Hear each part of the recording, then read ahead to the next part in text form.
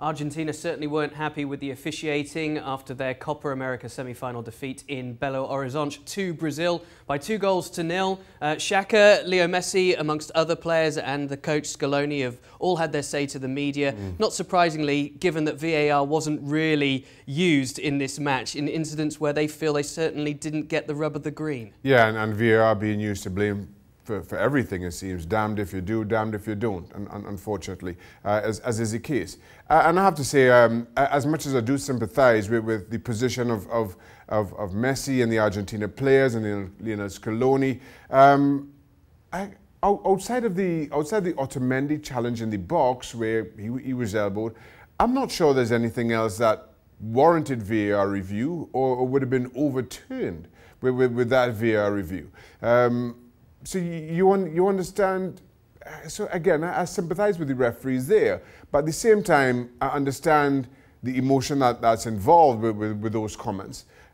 In my mind, Argentina were easily the better of the two teams, and when you come out from a game like that, given the history between these two, with nothing to show for it, as a matter of fact, you leave the tournament again a bit embarrassed. You understand why a lot of the players and the coach and Scaloni said what they did. It's a problem throughout the ages, isn't it, when you have a flashpoint, a decision doesn't go your way, as was with the Alves trip or supposed trip on Aguero. Straight up the other end, the goal is scored to kill them off at 2-0. But Argentina did, as you mentioned, give a really good account of themselves, and Messi's performance was encouraging, even though it ends in defeat. Yeah, and let me deal with the Alves trip on Kun Aguero. I think the referee's mind was made up because the ball didn't get through. Had the ball gotten by or in the vicinity of Kun Aguero, at the very least, had it beaten the first defender, then I think the referee has a decision to make. But because the defender cut it out, I think the referee goes with that and ignores the trip because the ball simply wasn't getting there. Yeah. Saying that, yes, all eyes on Lionel Messi once again. And given how poor Argentina have been in support of him, eyes looking to see how this team would cope with Lionel Messi. Would he have to drop deep? Would he have to do everything himself?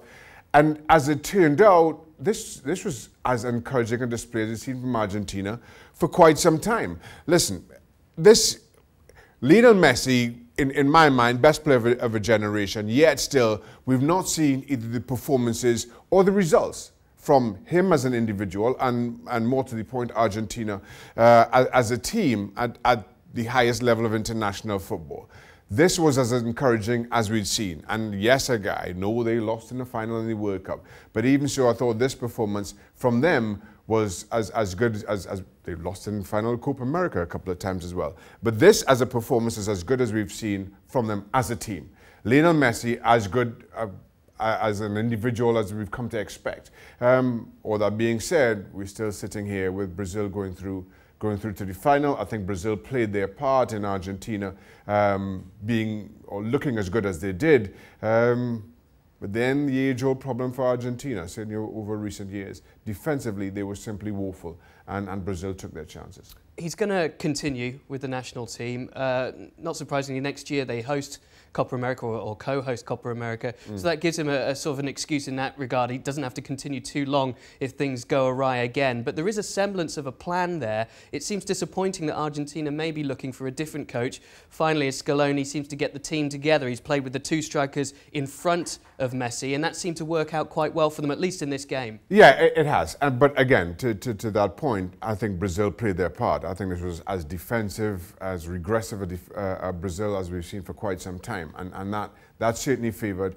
Argentina playing on the front foot, which is where Lionel Messi is at his best. Now, whether there's a plan there or not, time will tell. We are talking about the Argentina Football Association here, and who knows what they're going to do in the next few months. So we have to see how that works out. I do sympathise with Lionel Messi. I thought he would have retired for good after the last Copa America defeat when he said he'd simply had enough.